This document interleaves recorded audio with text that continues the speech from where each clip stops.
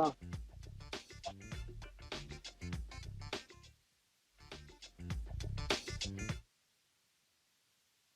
So this is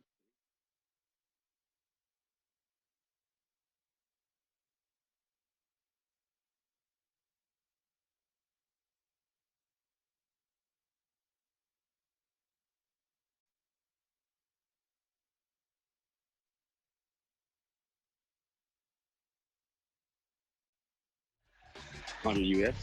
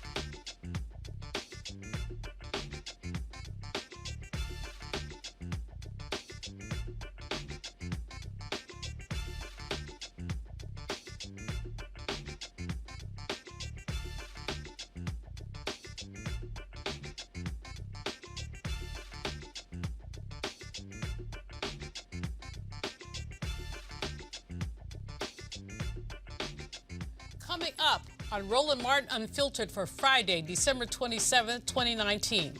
Roland is continuing his pilgrimage in Ghana this week. I'm so jealous. I'm Dr. Julianne Malveaux, your host for today. Roland sat down with the president of Ghana. We hope to connect with him live.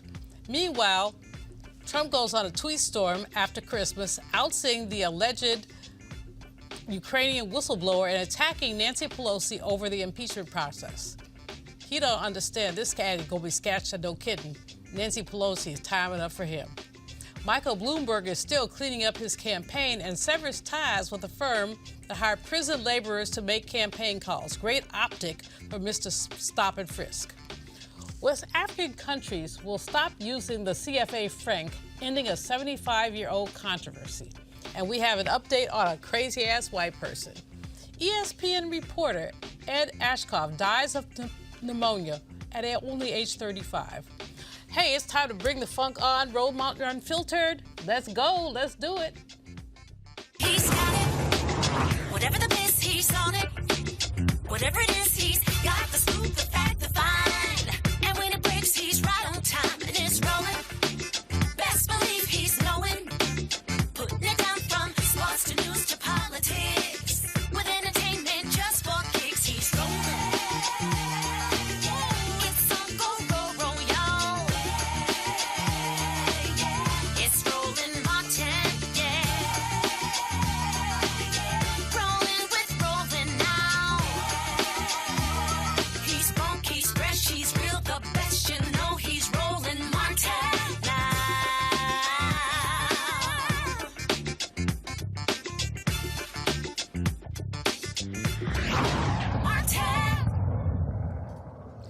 Roland Martin Unfiltered. Roland is in Ghana this week for the Year of the Return. We were able to connect with him, so that's exciting. Roland, you know Ghana is my favorite place on the African continent. I know you're enjoying it. What's up? Tell us what's going on. All right, Julian, certainly glad to talk with you. This is my last night here in Ghana. We got here December 19th. We head out tomorrow night back to the States. It has been a fantastic visit here, traveling all over the place, talking with all kinds of different people. Today, there was a breakfast that was put on by the British for the Year of Return in honor of the Year of Return. And so afterwards, I got a chance to sit down and talk with President Addo. You came to the United States in 2018 to announce the Year of Return. Are you even shocked with the response this initiative has gotten, not just from African Americans, but folks in the UK, folks in Canada, and from other countries? I don't know whether shock is the word, but certainly, let me say, it's more than I expected. I hoped that it would have a big resonance, but it has, I think, had a much bigger resonance than I had anticipated. It's a very welcome one. If you want us to use the word shock, all right, but it's a very welcome shock, and I'm very happy that the initiative has evoked the response that it has. Obviously, there's an economic piece. Now, of course, that was a small piece of the interview with President Addo. We did a much longer interview. We're going to, of course, have that 4-hour special on Roland Martin Unfiltered. This 2-hour special we're putting together on the Year of Return. One of the folks I caught up with was Dr. Cambone. He's the president of the University of Ghana, who moved here a number of years ago from Chicago. He got sick and tired of the police in terms of attacking Black men. And we had a great conversation outside his office at the University of Ghana. Here's some of that conversation. Undergrad at Morehouse College in Atlanta, grad school in Wisconsin, Albany, Madison, and then after finishing my master's degree, I came to Chicago to teach at Chicago State. And so you're living in Chicago, and the climate there, we're talking about, police brutality, shootings, all those different things, and that just got to you, and you say, you know what, I gotta get out of here. Yeah, it wasn't so abstract either. I actually had a situation where I was arrested on trumped-up charges. Me, having 2 master's degrees, they didn't ask me about any of that. Teaching at Chicago State, Malcolm X College, Betty Shabazz, all these different schools. But when they see you, they just see a Black person. So, they send you out to Bridgeview that have 99.999% conviction rate. And, tens of thousands of dollars later, beating the charge. But I realized that as long as I'm in their jurisdiction on a whim at any time, they could do the same thing over again. So I had already been to Ghana. I did a year of study abroad here. And again, I can't wait for y'all to actually see all of these amazing interviews and these great visuals that we've been able to get here in Ghana. So today, I had the opportunity, Julian, to chat with somebody who you know very well. And you know what? So instead of me going introducing, I'm going to go ahead and let her introduce. So she had a shout out for you. Julian, I'm here in Accra, Ghana. I'm told you are extremely loud, like really, really loud. Hi, Julianne. How are you? Wonderful. How are you? Where is she? Oh, I'm recording you. Oh, you're recording. Oh, see? I don't know Jack. Hi, Julianne. She just asked me about you. I was like, yeah, she's still crazy. Okay, do you know who has the hots for her? Method Man. And who's Method Man? Rapper. A rapper? Oh my God. Disconnected. No, you don't understand. Oh, really? You don't understand. I have to Google Method Man. No. You got to Google Method Man and Julian Malval. What? No, I interviewed. No. Oh, okay. Julian wishes she was dating Method Man. Okay. So I interviewed him at Community Shaft at American Black Film Festival. Uh-huh. He's like, oh man, I love your show. He said, yo, who's the red bone? What? He says the red bone. She really smart. He said the older sister. Yeah, man, I really like her. Oh. Yeah. So there may be some promise there. Uh-oh. Look at you. Rocking the cradle. See you soon in Ghana. Holla. Again, we had a great conversation with Rose Whitaker today, and so look forward to folks seeing this. What's happening now, a number of big-name celebrities, they are coming into Accra, Ghana. Rick Ross got here earlier. Ludacris is here. Richard Lawson, Tina Knowles, so many other people here. The folks with Essence Festival, they're bringing their full circle event here as well. So lots of people are going to be coming to Ghana in the next 24, 48 hours for New Year's. We'll be heading out. Time to go home, get some rest, see the family. What's also happening here, of course, Afrochella. As tomorrow is a huge concerts, there are festivals, events taking place all tonight, all across Accra, Ghana. Hotels are jam-packed. Folks are flying in. More than 750,000 people. 750,000 visas were issued by Ghana this year. There were so many people who were coming to Ghana this week and for Afrochella and for the other events. And what the government did, they created a visa on arrival program. Normally, you have to go to the embassy, request a visa, wait for it, get it. No, folks literally are flying in and they're doing visas right there at the airport. And so when you look on social media, it's going to be all kinds of stuff. Like I say, parties and events, you name it. And so all those things are happening. Accra, Ghana is absolutely hot right now, not just the temperature itself, but also with what's going on with so many people here. So many people, I can tell you, Julian, so many people have been emotional. The comments that we're getting on our Instagram, my Instagram page, Twitter page, and Facebook page as well. People who are learning so much, who didn't know a lot of this stuff that we're presenting them about Ghana, the history, not just transatlantic slave trade, but just the history of the country itself. And so I think people are really going to learn a whole lot when they see this special that we are putting together. And I purposely, just so folks understand, I purposely did not want to come here and make our special about celebrities. That's great. That's wonderful. I came here with Sheena Mead, Desmond Mead, and some of the activists they work with. We really wanted to make this educational piece about Ghana itself, about the history. And so that's really what our focus was. And so I think people are really going to be blessed by it. And so we've had an absolute great time just seeing everybody. I have traveled all around, and I have run into numerous people who watch Roland Martin Unfiltered, folks from the UK, folks from Canada. I ran into 2 journalists today from the Bahamas. I ran into a brother who's in Omega who lives here in Accra who watches the show. And so that's the other beauty about what we do. People literally here in Ghana and also the African diaspora have really been able to participate and watch the show and learn so much. And so it's been absolutely fabulous. But yes, I'm ready to get home, ready to see my family, to relax. I'm going to relax 48 hours, and then we go right into it, putting this special together. And so trust me, I think people are going to be blown away when they see the amazing stuff, the visuals, but also the content of what we shot here in this 10-day trip to Ghana itself in the year of return. And so if you're coming in, look, I'm telling y'all right now, expect lots of traffic. It is crazy, the traffic here.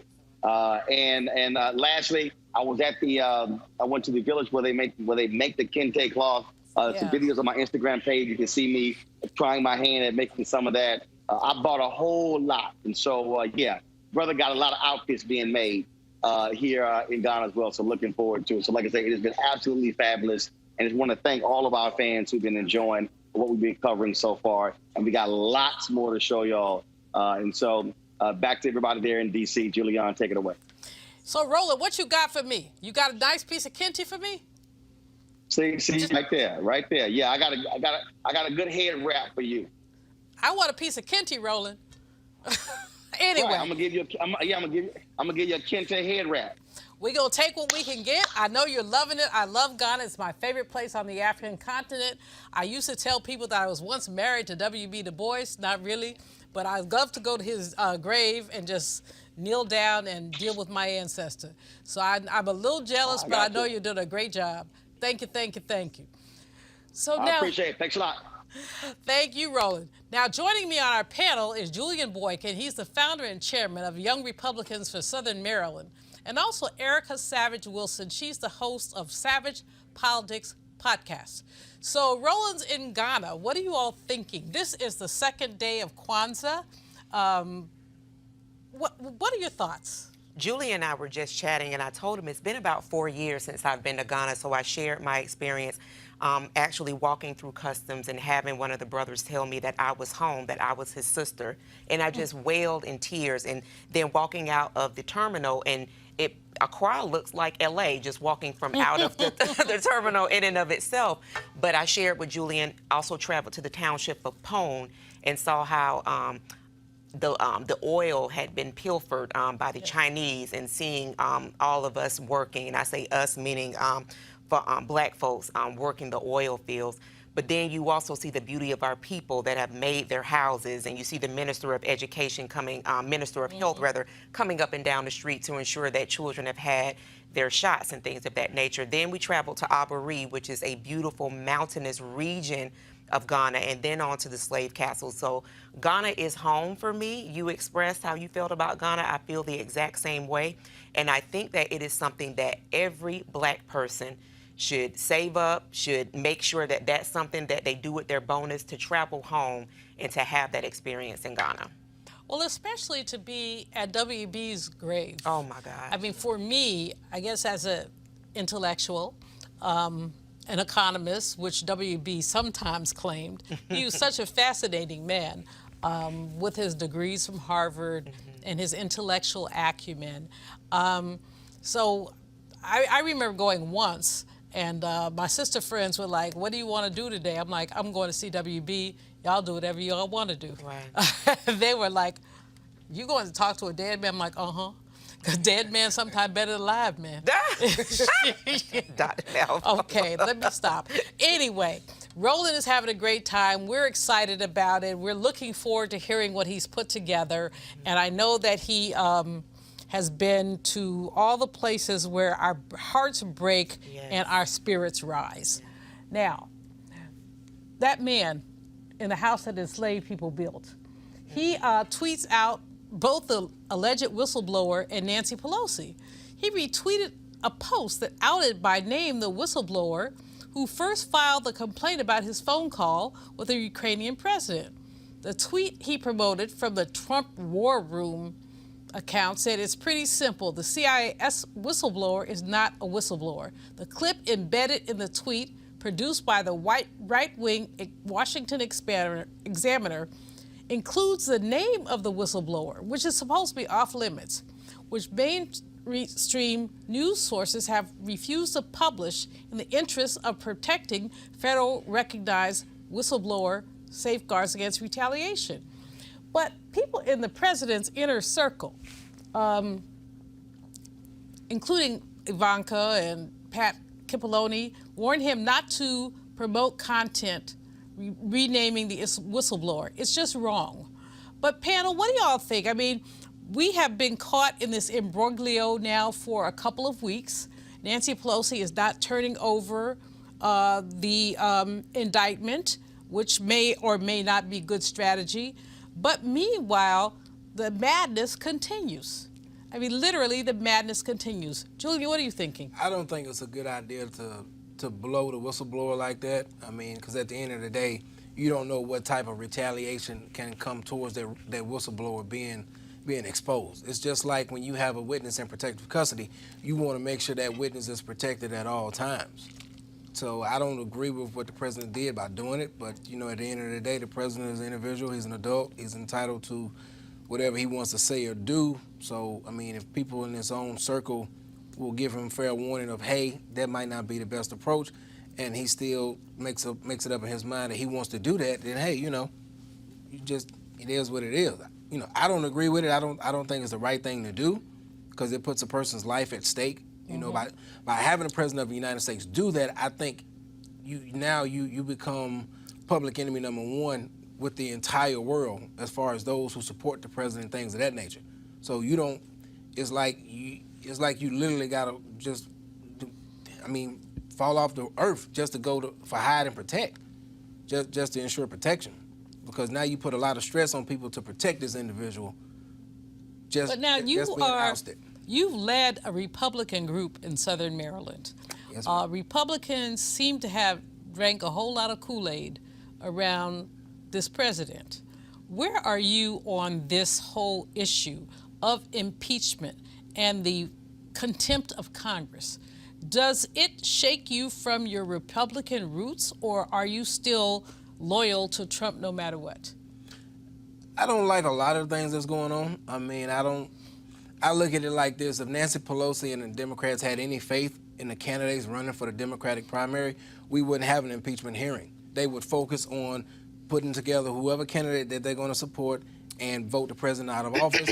But I understand the whole purpose behind the impeachment, to tarnish the president's legacy and to put doubt in the voters' mind for 2020. So now she's holding the articles of impeachment because she wants to ensure a fair and reasonable trial that's going to be conducted by the Senate. So I understand her approach, but I think it may backfire on her for the simple fact you don't have the numbers in the Senate. So at the end of the day, she can hold those articles as long as she wants to, but at some point you're going to have to turn it over to the Senate and then trust that the Senate is going to do what's fair and reasonable by the people, for the people, and just see it through. At the end of the day, if you don't have the numbers, you don't really have the control. But do you think that there is a case for impeachment? No, I don't. Well, see, and I take point to what you just, the latter part of what you just said. Again, we talked about this a couple weeks ago, segregating re-election from impeachment. So impeachment was justified. He made a phone call to the president of Ukraine on July 25th. And which he admitted to. Well, he had no choice but to admit to it because... What are you saying? No, I'm saying he admitted to the phone call. Right. But he said it was perfect, and many look at that phone call and say there was implicit quid pro quo, that there was implicit bribery, that there was a heavy-handed approach to the president of Ukraine. So he says it's perfect. A whole lot of other people, including people he appointed, don't see it the same way.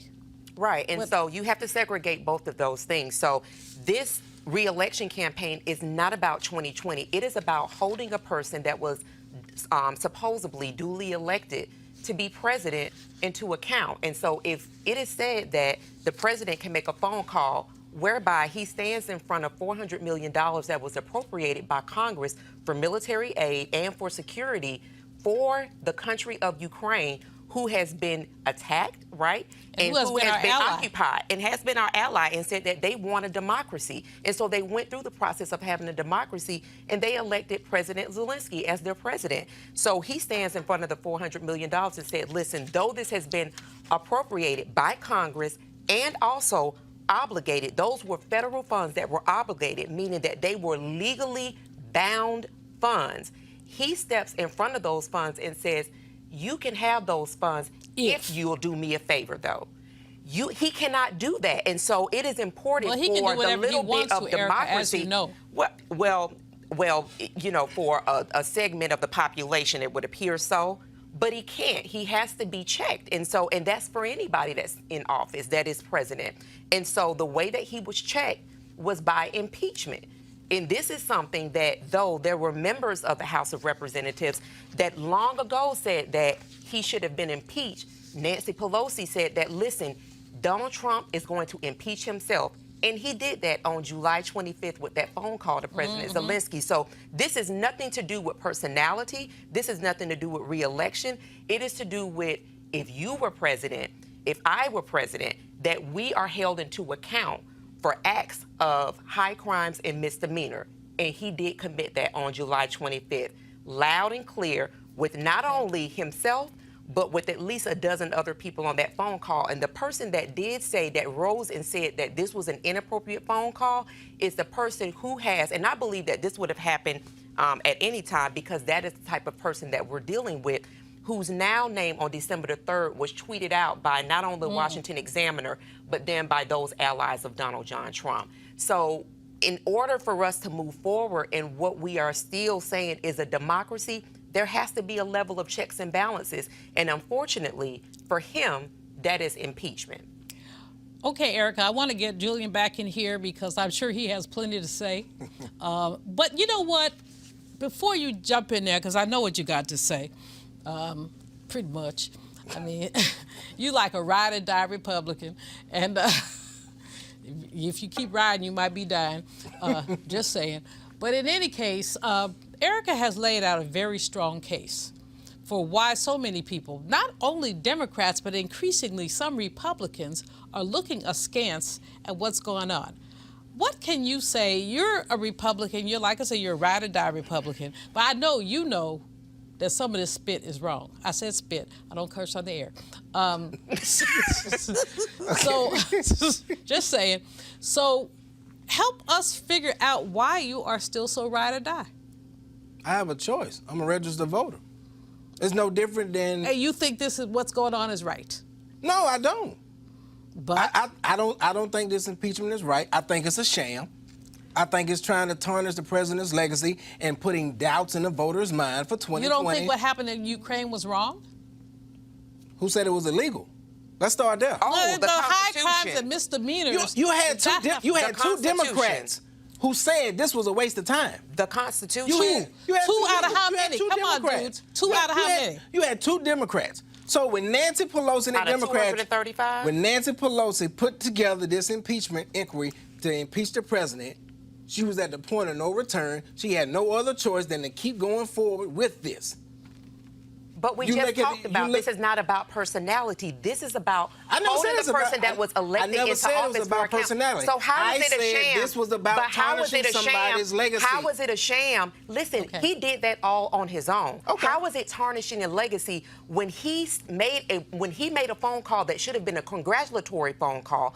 On the phone call, he decided that he was going to say that instead of you getting the $400 million that was appropriated by Congress, I need for you to look into something for me. And it is about a Joseph Biden, and it is about a Hunter Biden. You tell me, how is that a sham? Guess what, guys? We're going to move on just a little bit. We could come back to this, but let's move on for just a sec. So 45 fired off a stream of tweets Thursday, blasting Democrats and House Speaker Nancy Pelosi amid the impeachment impasse. The quote, the radical left do-nothing Democrats said they want to rush everything through the Senate because President Trump is a threat to national security. Quote, they are vicious, they will say anything, but now they don't want to go fast anymore because they want to go very slowly. Liars. This is a Trump tweet. Trump tweets come after Pelosi has said she would wait until the Senate Majority Leader Mitch McConnell announces a process by which the chamber will conduct Trump's trial before transmitting the articles of impeachment the House passed last week. As it stands, McConnell has said he wants the Senate to confirm the precedent set in 1999 during then-President Bill Clinton's impeachment trial, which included a two-resolution process. First, an initial agreement to first hear the case, and then a later vote on whether to call witnesses. McConnell's counterpart, Senator Minority Leader Chuck Schumer, has pushed for a single resolution that would set parameters for presenting the case and allow for the calling of witnesses. Schumer has said he wants the Senate to call 4 witnesses, including former National Security Advisor John Bolton, acting White House Chief of Staff Mick Mulvaney, to testify about Trump's conduct towards Ukraine. So, guys, I mean, this is going on and on and on and on. People just don't agree about whether this was wrong or whether it was right. But clearly the majority does agree that there has been contempt of Congress. And this, frankly, to me, it slaps us in the face of everything we know to be.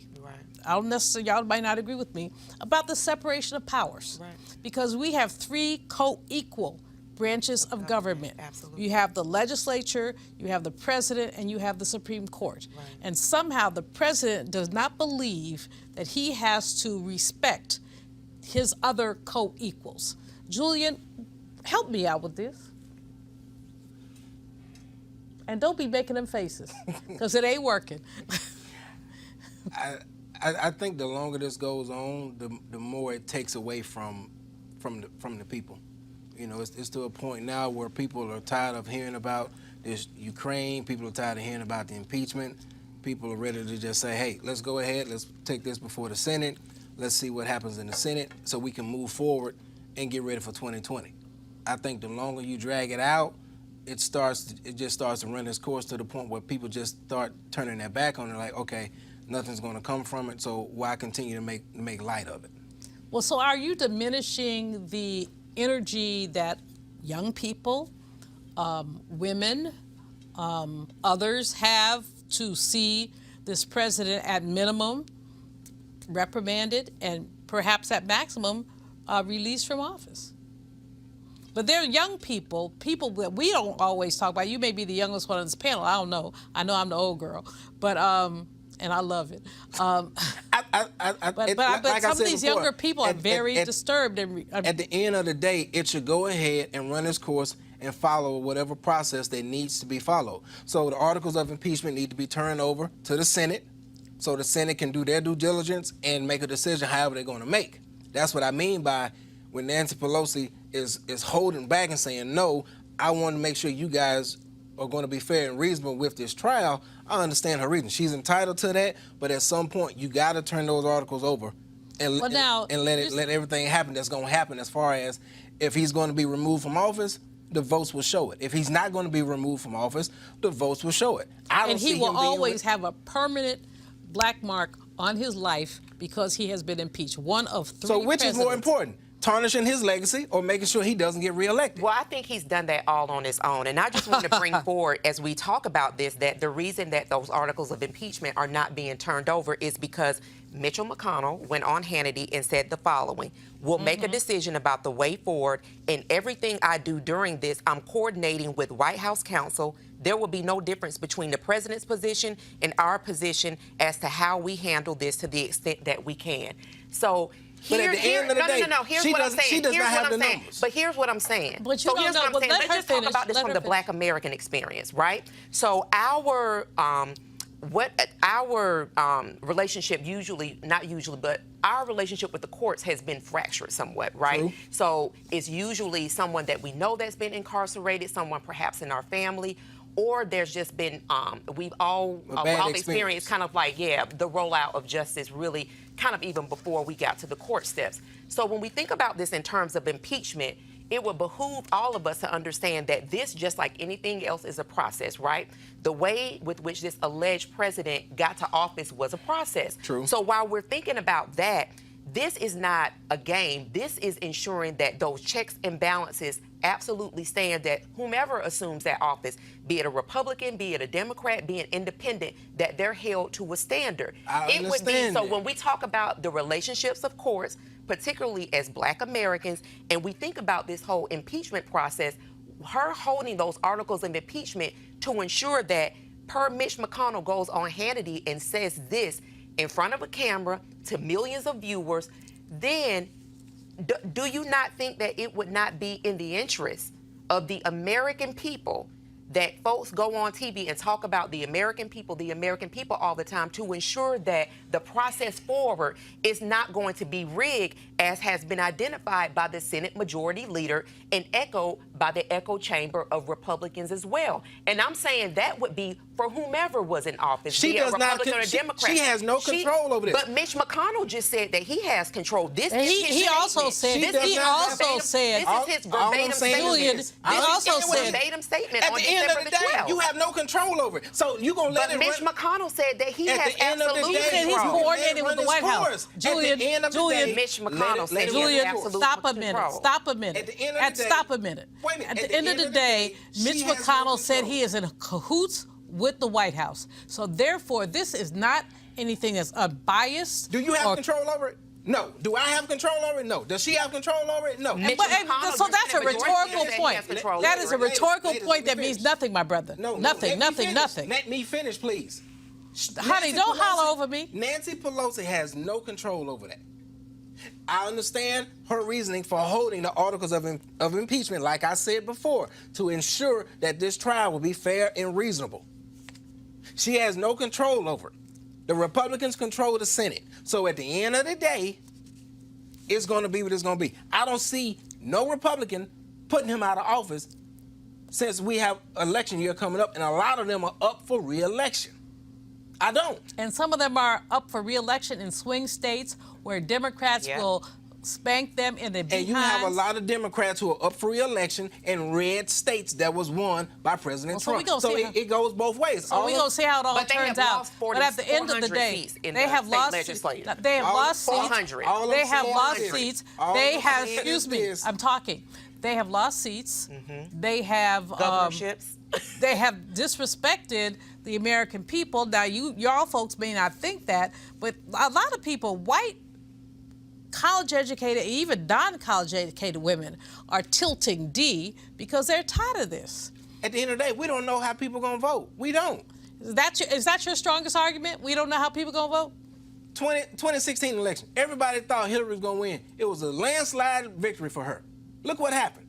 The votes showed people thought otherwise. So at the end of the day, what looks like a shoe-in may not be a shoe-in. Well, but we have to also factor in active voter suppression that happened, and that was in Michigan, Wisconsin, and Pennsylvania. So we cannot discount those. So those are very real things. Okay, let her. No. But Julian, it's going to play out however it's going to play out. Julian, let her finish, we want to make sure that it's fair and balanced, Have I not stated that? Have I not stated that? But that's why. But you leaning on this. Well, we don't know how it's going to turn out.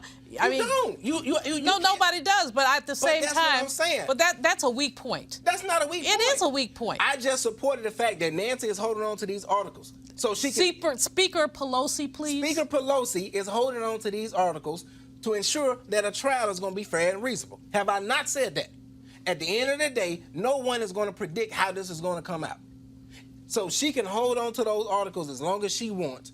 At the end of the day, it's going to be what it's going to be. Whether he's going to be removed or not removed, we have no control over it. So we can sit here and talk all day and yell at each other till we blue in the face. But at the end of the day, whatever the outcome is going to be, that's what's going to happen, regardless of how we agree or disagree on that fact. Okay, I'm going to take a break. Our brother man here is tripping. So we're going to take a break. I'll be right back. Hey fam, I want you to like, share, and subscribe to our YouTube channel, youtube.com/Roland S. Martin. And don't forget to turn on your notifications. The marijuana momentum continues. Our friends at marijuanastock.org have already reached more than half of their funding goal for the hemp CBD investment. That's right. If you want to take advantage of this great opportunity, you need to do it now because it won't last much longer. If you don't know, I'm talking about the hemp plant, the good cousin to marijuana with a much higher concentration of CBD. That means hemp gives you all the medical benefits of marijuana without getting you high. Also, hemp farming is now legal in the U.S., creating one of the largest commodities worldwide. It's an incredible investment opportunity. And that's where the folks at 420 Real Estate come in. Their business model is very simple. They buy land that supports hemp CBD grow operations and lease it to licensed high-paying tenants. That's right. They are hemp CBD landlords. Now, you can get in on the action by simply joining their crowdfunding campaign and investing as little as $200 up to $10,000. Again, $200 up to 10 grand. Now you must do so before the fund is closed. To invest, go to marijuanastock.org. That's marijuanastock.org. Former New York City Mayor Michael Bloomberg says his presidential campaign has cut ties with the firm that used prisoners to make calls on the candidate's behalf. Bloomberg said his campaign used a third-party vendor to contract a call center company named Procom to conduct calls for his 2020 presidential campaign. But when a report by The Intercept noted that two of the company's Oklahoma call centers operate out of prisons, Bloomberg said his campaign immediately ended the arrangement. Earlier today, a news outlet accurately reported that a subcontractor for one of our vendors was using prison workers to make phone calls on behalf of my campaign. After learning this, we immediately ended our relationship with that company. Too little, too late. A source said The Intercept that some of the female inmates at the women's prison, Dr. Eddie Warrior Correctional Center in Oklahoma, have made calls for his campaign. Soon after announcing his Democratic presidential run, Bloomberg apologized for his support of the stop-and-frisk strategy employed by the New York Police Department while he was mayor. Y'all know this whole thing cracks me up because it's not just about Bloomberg. It's about the prison convict labor system, which allows, let's just break this down. So this Procom company bids to pay the minimum wage. But the working wage for call center people is between 11 and 12 an hour. So the minimum wage is $7.22. So right there's about a $4 an hour profit that somebody's getting. Then let's add to it the fact that the prison pays Procom $7.25 an hour, but the inmates get about $1.45 an hour. So there's another gap here. Right. So basically, this is called predatory capitalism at its best. And Bloomberg, who already has black marks on his face, as far as I'm concerned, with stop and frisk, is yet again colluding with the oppression of black people. Now, that's my opinion. What do you think, Julian? I would ask Bloomberg staff, did they do their due diligence in finding out who are you contracting out with? So it paints a bad picture for Bloomberg and makes it look like, hey, you're looking for cheap labor. But at the end of the day, when you solicit services, you got to do your due diligence and say, hey, how are you going to provide these services for us? Can we go and see this so-called call center that's going to be making calls for the Bloomberg campaign? So at the end of the day, Bloomberg has to take the hit for it because his name is tied to it. Yeah. And any other candidate who's running for office, if this was to come about, they would have to take the hit as well. You're just not doing your due diligence and researching to say, hey, we found a company, but we need to go see the facilities to make sure that they're going to represent us and it doesn't come back to bite us in the butt. And as you see right now, he has to take this negative hit because you're using, convicted felons, whatever the case may be, to make phone calls on your behalf. And it's not a good look for them. You're using the felons so much as you're participating in an exploitative system. It's not, if it was a legitimate call center outside of a prison, we probably wouldn't be having this discussion. No, but in a legitimate call center, the workers would get about $11 an hour, 10, 11, 12 an hour. True. Whereas the call center subcontractor is paying $7.25. But the workers are still getting something like $1.50. So there's a whole lot of exploitation built into this. Now, that's just my opinion as an economist. Y'all can shoot me down. Will we still talk about it if it wasn't a prison? So is it the fact that it was at a prison, or is the fact of the capitalism that's being broken down as far as the pay? The fact that it is a prison, which means you have created captive labor and made it possible to exploit people. And this goes back to enslavement and the way that convict labor was used during enslavement to extract surplus value from black people and especially black men. True. And we have to basically look at that and look at the many ways that our people were re-enslaved and re-enslaved. And so I'm not picking on Bloomberg particularly because anybody who subcontracts has a risk of doing this, and the point is that everybody who subcontracts has to use due diligence. Erica? And I also believe that this is almost par for the course for Bloomberg. This is a person who entered the race in very late, just about a month ago. And then when he entered in, $70-some million already. Absolutely, and has been running as who's not participating in debates because he does not have to. He's pretty much bought his way into this contest much of the same way that he bought his third term as mayor of New York City.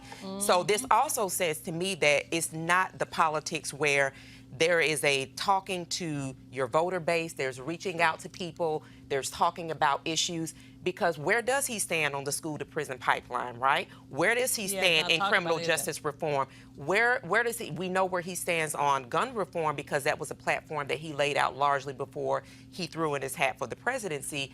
But this to me reeks of a candidate not really genuinely reaching out to the voter base and talking to people. And so for a person that jumped into the race as a now Democrat who had previously been a Republican, very much so in the fourth quarter, and has the only outreach that he's done is going to a black church and simply saying, I'm sorry, history can't be undone, which we very well know. But the same community, which is the prison community that he's impacted, is very interesting that this whole call center story came about because though it's in Oklahoma, a women's detention center in Oklahoma, it is still that same fragrance of him just not really having a connection with being tone deaf around black people and their issues. And even though well, more than half of the people incarcerated in this country are African American. Right. So when we start talking about convict labor, we really are talking about black people. Other people too, of course, but disproportionately us. We're 13% at best of the population, but perhaps half of those who are incarcerated. Many, especially women, incarcerated behind BS. They boo was slinging drugs and they happen to be in the house. But in any case, Mayor Bloomberg has a lot to answer for, but so do many others around this convict labor issue. Who should take the weight on this, Julian? Who should be doing leadership on this? I think that if Bloomberg was serious, he might use some of the millions to deal with this convict labor issue. What do you think? I think he should, if he's trying to get the vote. When you talk about stop and frisk, he has a lot to answer for. And I think just a simple apology is not going to cut it. So when I saw the one-on-one interview, he didn't seem remorseful to me as far as, hey, look, it is what it is. I'm sorry. I think it was just one of those things where, okay, you got me cornered. Let me say what I can say to try to pacify it, and let's move forward. Let's go ahead and move forward with the interview. But at the end of the day, if you're trying to run for office, the highest office that is, you should do more than just show up at a black church. You should address the issues as far as, yes, African Americans make up less than 15% of the population, but we're more than 50% of the population when it comes to incarceration. So, yes, you have this prison pipeline that needs to be addressed. What about talking about the prison reform? How do you plan to, rehab that and add to it? How do you plan to reduce the prison rate as far as young African Americans going to prison for peddler's crimes, whether it can be for a misdemeanor, things of that nature? How do you plan to fix the issue of how much money you have depends on what kind of sentence you're going to get? Versus if you don't have any money, they can do whatever they want. So versus if you have a little money. Billions, he's throwing around millions to get elected, but he's not dealing with some of the foundational issues of his own candidacy. Erica? And I don't feel like he feels like he has to either. I mean, let's be very honest. I mean, I think about the way that he entered the campaign. It says a lot about who he is and who he believes that he has to, very much so privileged, who he feels like he has to market to. He is, for me, a product of the donor class. And so that is why I say, and I continue to say, that it is incumbent upon all of us as Americans to over-index in this election. That is what's going to show who we say should be in that highest office that's the land, as Julian said, because there are a segment of the population that don't feel like they have to reach out to everyone, that feel like it will suffice to do kind of like that to reach, get out the vote outreach, where you go to black churches or you disseminate people to go and talk to people. They come in on a Sunday morning, stand up, say something, and they exit out. The next time you see them, you really don't see them, you see their name on the ballot. So I think it is for us to really push and to be very attentive coming up to 2020 to understand that we have to be informed on anybody's name who's on that list that's saying that they are running for the highest office of the land. To add to Well, you know what? Oh, quickly. To add to what she's saying, I wish more young people would get involved, regardless of race. Get involved. If you don't like the person that's in office, vote the person out. If you don't like the person that's running for office, why not run yourself? I think when it comes to us as black people, we are quick to nominate somebody in office, or we quick to put our faith in somebody else's hands that may not understand our struggle. But we know what our values are. We know what needs to be done, but why not just run for office? Because I guarantee you, if one person of color runs for office and you have a few people that can agree with this person, that's all it takes to get the ball rolling for you to start seeing change within your community, instead of just waiting on somebody to do something. I see, especially around climate change, I see a lot of younger white people increasingly involved around a series of issues. I see less of that among young African Americans. You lead a young Republicans group. Tell me what I'm missing. I think for the black community, politics, it's a class called civics. If it's not being taught in the schools, it needs to be taught at home. I was raised a Democrat, but I didn't get serious about politics until I got as an adult out of college, until I realized how politics dictates everything. It dictates how one side of the county has smooth roads, the other side has potholes everywhere, how one school system is thriving, how one school system is still striving to get a dollar, how these houses over here are nice and beautiful, these houses over here are older, how the money flows. You know, a lot of people don't understand that. It's your city councilman, your county commissioner, and your local mayor. So your job, Mr. I was woke before I was born. No, ma'am. My job is to get people. But your job is to basically excite and insight, ignite insight. Right. Yes, ma'am. Your young people, your young Republicans and young Democrats and young. Not to be Republican, I tell people this: if I can't get you excited in something, it doesn't matter if I tell you to vote Republican or Democrat. An individual has to see value. It's just like when you were the president of the university. You have to show that young person something for that school, and they have to see value in being a part of that school and going to the school and getting the education. If they don't see value in it, it doesn't matter what you do, what type of package you present to them. At the end of the day, they either going to go to the school, get a degree, or they're going to go somewhere else. So I'd rather for you to be honest with yourself and say, hey, you know what? Thank you, Julian. I don't think I'm conservative. I'm going to look elsewhere at a Democrat or the independents. I'm fine with that. Well, as long as you vote. Right, as long as you vote. And so Yeah. I'm going to commend you on being in a different lane, not my lane, but a different lane. And I'm hoping that you are going to excite and incite young people to be more participatory. As I know, this is one of your missions. You talk about it all the time. Absolutely. So we're going to leave these shores to just go across the pond a bit. West African countries will stop using the Financial Community of Africa, CFA franc currency, beginning sometime in 2020, according to French President Emmanuel Macron. The ECO is supposed to replace the CFA franc, which is currently being used in 8 West African countries and 6 countries in Central Africa. During a trip to Ivory Coast on Saturday, in cooperation with 8 West African countries, Benin, Burkina Faso, Guinea-Bissau, Ivory Coast, Mali, Niger, Senegal, and Togo, Macron announced at a joint news conference with the Ivorian president that France is working to loosen up the supervision of the currency. The move to drop the CFA franc is part of France's plan to rebuild relations with its former African colonies. Roland interviewed former African Union Ambassador, amazing sister, Ericana Chimbori, about the controversial relationships between France and Africa last month. Let's take a look. So this cause, I mean, this has been lots of discussion back and forth, obviously, from your supporters. And they say that your breakdown of the history of how modern-day Africa was created, colonization, and the control or impact France has had on many African countries is why you were let go. My supporters feel that way, and there's some suggestion and some evidence. Like I said, I'm not privy to that information, but I would.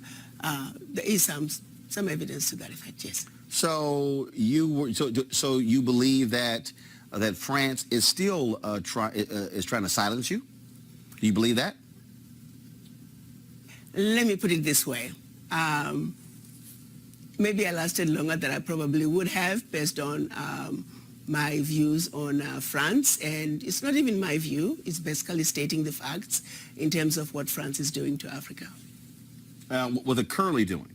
What they're currently doing and have been doing for decades since the quote-unquote independence of the former French colonies, yes. So what is happening? Because look, the reality is a lot of Americans are not necessarily hearing about what's happening in African nations. 7 of the top 10 fastest growing economies come from Africa, but you also have a significant impact of the Chinese in many African countries as well. And so do you believe that the government of France still has a lot of control over a number of African nations, of their former colonies? They have significant control over all of their former colonies, specifically 14 of them. Just to give you the highlights of what they did when they were giving the independence, so to speak, to their former colonies, they forced them to sign a document which they are calling the Pact for the Continuation of Colonization. You have to understand, on one hand, they are saying we're giving you independence, which turned out to be mostly political independence, but that you also have to sign this document, which is titled the Pact for the Continuation of Colonization. So you're going to be independent, but you have to agree to continue to be colonized. So two countries said absolutely not. We are not going to sign those that document. Those two countries? Mali and Guinea. Okay. And what the French did, they went into those two countries, took everything that they thought they had brought to those two economies, poured concrete into the sewage pipes, and completely devastating the two economies. This was done as a way of letting the other countries know that if you do not sign this document, this is the fate that awaits you. How has that negatively impacted those African countries? It has impacted them terribly, terribly, terribly. If you look at it, you give up your, the Pact for the Continuation of Colonization said those countries were expected to deposit 85% of their bank reserves back then with the French Central Bank under the control of the French Minister of Finance. And should those countries wish to request some of those monies, because remember they were only left with 15% of their reserves, then they would have to submit a financial statement for the country, and if approved, they could only access up to 20% of whatever they had deposited the year before as a loan at commercial interest rates. The only difference now is the 85% deposits have now been lowered down to maybe between 50 and 60%. But the countries are still forced and required to deposit their bank reserves with the French Central Bank. So picture this situation. You are depositing all your monies with France. Should you need some of your money, you get it as a loan at commercial interest rates. So immediately you have a credit with France, but you begin to owe France. This has been going on and continues to this day. So combined, the 14 countries are giving to France cash, cold hard cash, over $500 billion every year. And France takes that money and invests it in its own stock market under the French name, and the countries may or may not know the returns. Currently, for every 14 billion that France takes out of Africa, by the time they finish investing it in the French stock market, they are realizing upwards of 300 billion. So you do the math to see how much money France is taking out of Africa every year. And yet France has the audacity to then look at African countries and call them poor countries. Why would poor African countries give $500 billion to France year in and year out? What really gets me the most is, how does the world sit back and watch this carnage take place in Africa? Where is the United Nations? This is the body that's supposed to be looking out for any violations of human rights. It is my humble opinion that singularly, what France is doing to Africa is the biggest violation of human rights. Women and children are dying of starvation, youth unemployment, when the same poor countries are giving $500 billion to France. It simply does not make any sense. And I don't know how the world can sit back and watch all this unfold and nobody is saying anything. This is an amazing woman. She has been such a passionate advocate for Africa in the time that she has been the ambassador from the African states to the United States. She's been a Pan-Africanist. She has been amazing.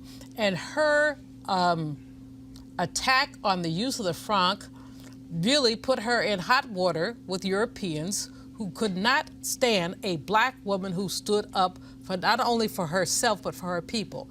The CFA franc was established in 1945.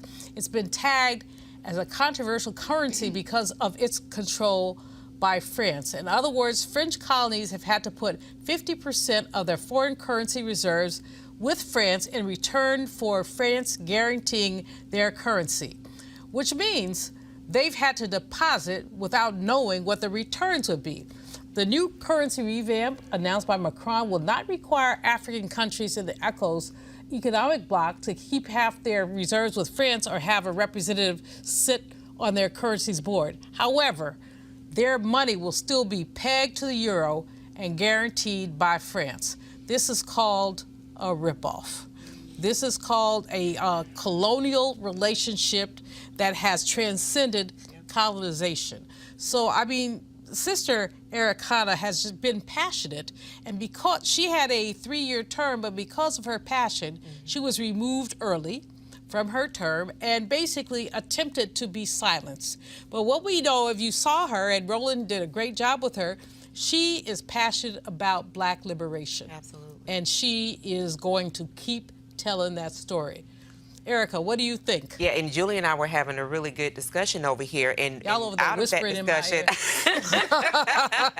spirited discussion, and you know, out of that, to be quite honest with you, that in her interview that she did with Roland, the longer interview, she talks about that this is one of the number one human rights abuses in the world that is really not being talked about, and so. When we talk about the things that are impacting our community, right, when we get down to the bread and butter issues, it really is economics. It really is economic That's the issues. bottom line. Absolutely, that is our bottom line. And so that she has been the voice of talking about how France has continued to take away from African nations to the tune of $500 billion, and then has the audacity to call these African nations poor countries. Well, just like your president. Oh, well, listen, it's something that, in our discussion, it's something that has to be broken out much more, that we have to have an awareness as a people of all of these different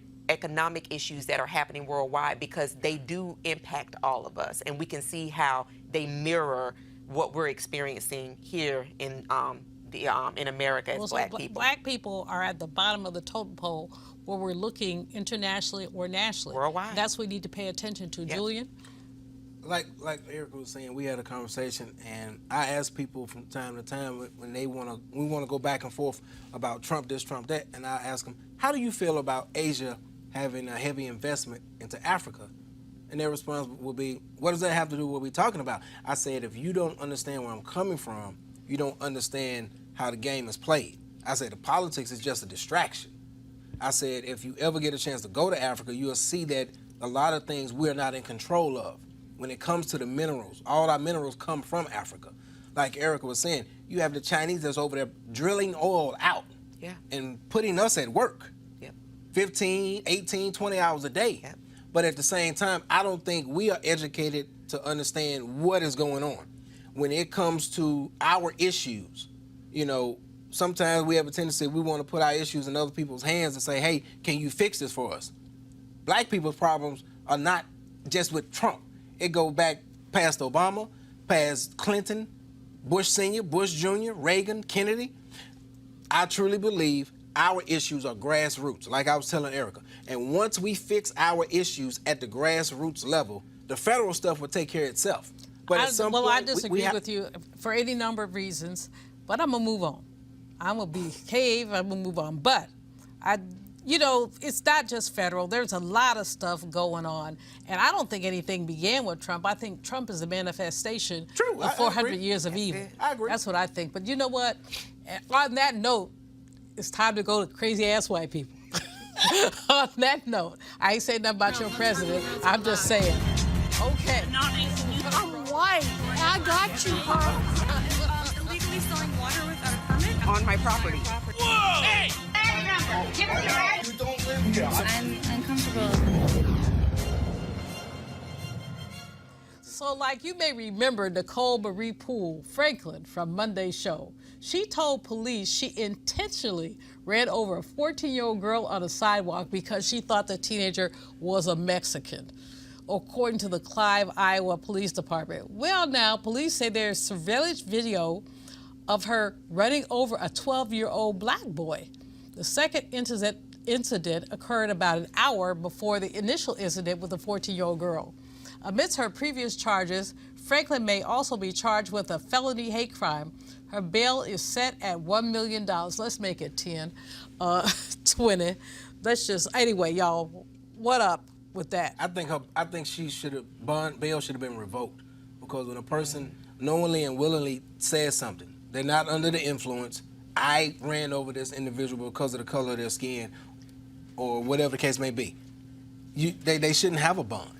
Because of the simple fact, if a GoFundMe account gets started and enough money is raised, she should. They should throw her up under the jail. Yeah, but they're trying to figure out, somebody's gonna say she has free speech rights to run over people. No, you can't just go out. That's just like going out killing people at will. You can't do that. So They do it all the time, baby. She should be charged with a hate crime. Mm-hmm. Right now it's attempted murder charge. I hope it doesn't lose ground, because cases like this, they tend to lose ground when another big case takes precedence over it. But this is something that needs to be addressed. This is almost equivalent to kids coming up missing for when it comes to organ trafficking or if it's sex trafficking, whatever the case may be. You got people out here that are running over kids, and this is just the one that we heard about. Yes. So what would make somebody think that it would be okay to run your automobile over somebody because they were Mexican or because they were black? Well, we could always go back to 2015 when a person descended down a golden escalator, and then in his announcement to the world that he was going to run for president, he talked about how Mexicans were rapists. We can also talk about how hate crimes have really ramped up since a person who was supposedly elected president. We could talk about all of those things. We could also talk about that this happened in Iowa, and the first thing that came to mind with me is that this is something, absolutely, that this is something that should be put before everybody that's running for president on how to deal with this, because this did happen, a couple of weeks ago. So this is something that should definitely not lose ground, as you said, because there are other incidents that happen, but every candidate, absolutely, because this happened to children, a 14-year-old and a 12-year-old child. They're children, and they're just minding their business. The gate. They're not bothering anybody, they're minding their business. Right, absolutely. Guys, I'm gonna move on. We could talk about this one all day. I'm looking for the lady. No, I'm not. Don't take me seriously. But I'm gonna go to a break. I'll be right back.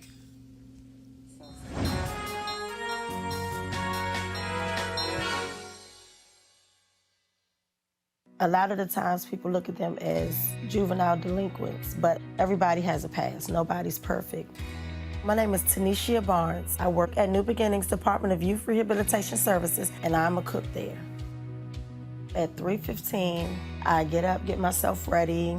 I have to leave out by, later than 4:25 to get to work. When I get to work at 5 o'clock, I cook, prepare breakfast, prepare lunch. The population is 30 males, and I just try to let them know that it's okay. We all make mistakes, but it's where you go and what you do after your mistakes to make everything better. When I cook for the kids, and they say, I know you cook this, because you cook this with love, didn't you, Ms. B? You put this love in that. Having children and then becoming a union member shows me that it's more that I could fight for, better education, better paying jobs, safety. You're helping develop something more meaningful in the workforce. I even got my kids involved. We do rallies, we do door knocks. I'm working for myself, I'm working for my children, and I just want them to be proud of me for going after what I believe in and following my dreams as I try to push them to do the same thing. I love my kids and I love the kids I serve, and I'm glad that I can go and make a positive impact on their lives every day.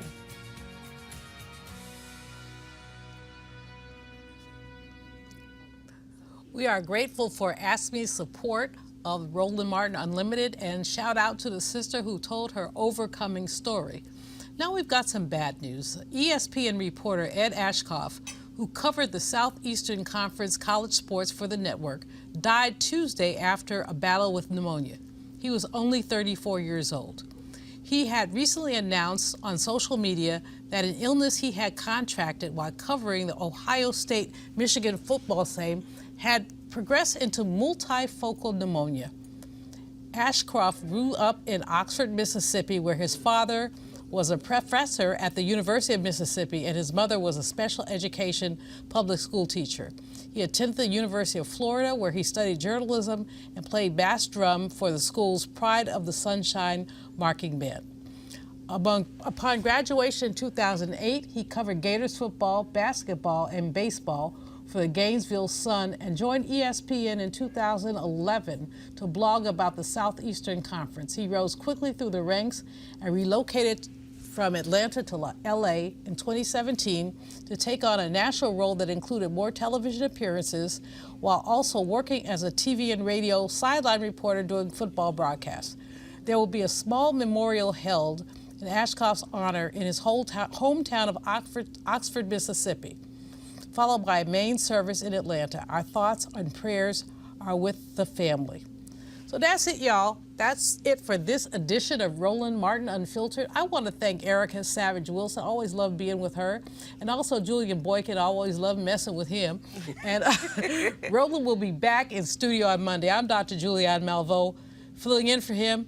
Have a great weekend, a happy new year, and holla.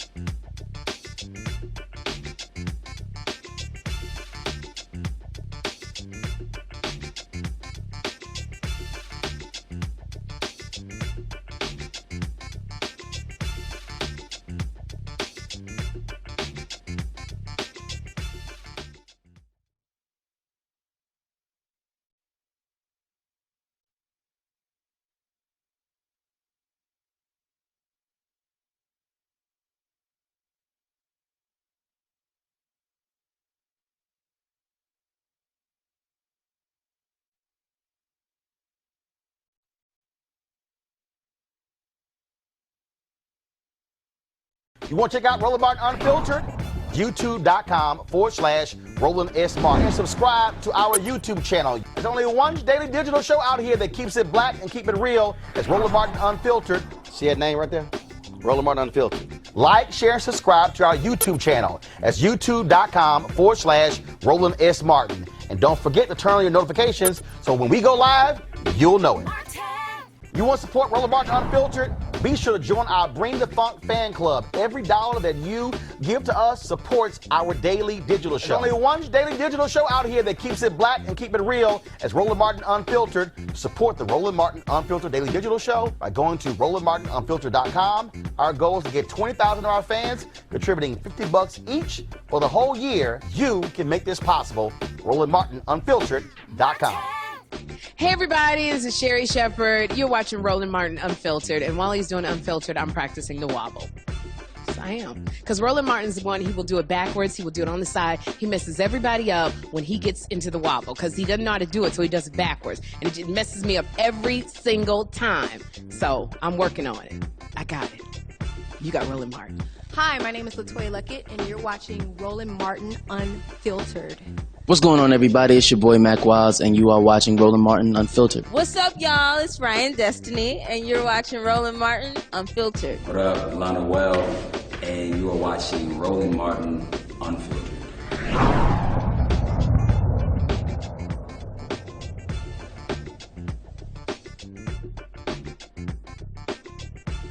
Hey fam, want to check out Roland Martin Unfiltered? The blackest show on all of digital, cable, and broadcast. Check out our audio podcast. There's only one daily digital show out here that keeps it black and keep it real. It's Roland Martin Unfiltered. Press play.